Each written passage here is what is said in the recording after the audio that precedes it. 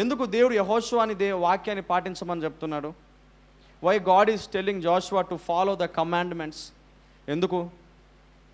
ఇతను ఒక నాయకుడు, ఇతను గెలవాలి, జయించాలి. ఇతను జయించాలని అంటే దేవుని మాటని మనం పాటించాలి. If you want to see victory in your life, you have to obey God's words. దేవుని మాటకి నువ్వు లోబడితే నీ జీవితంలో నువ్వు జయమును చూస్తావు. హల్లెలూయా, హల్లెలూయా. దావీదుని గురించి ఒక మాట ఉంది బైబిల్లో. ఏంటిదనంటే, దావీదు ఎక్కడెక్కడికైతే వెళ్ళాడో ఆ వెళ్ళిన చోటల్లా దావీదు యుద్ధాలన్నిటిలో గెలిచాడంట. There is no single war in which David was defeated. దావీదు ఓడిపోయిన ఒక్క యుద్ధమైనా లేదంట. ఉందా బైబుల్ ఏమైనా? Can you see, tell me any war in which David was defeated? No. David won in every war. ప్రతి యుద్ధంలోనూ గెలిచాడు దావీదు ప్రతి యుద్ధంలోనూ గెలిచాడు. What is the secret? ఎందుకు గెలిచాడు? ఈరోజు మనం యుద్ధాలు చేస్తున్నామా, చేయట్లేదా? పోరాడుతున్నామా, పోరాడలేదా?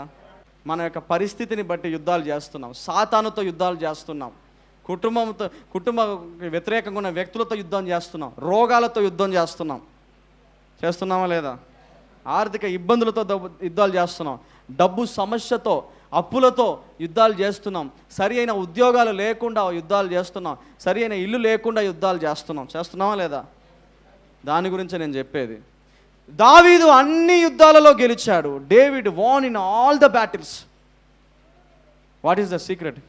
మనం ఎందుకు గెలవలేకపోతున్నాం? దావీదు ఎందుకు గెలిచాడు? అన్ని యుద్ధాలలో అతను గెలిచాడు, అన్ని పోరాటాలలో దావీదు అంతా గెలిచాడంట. హల్లెలూయా. ఎందుకు తెలుసా?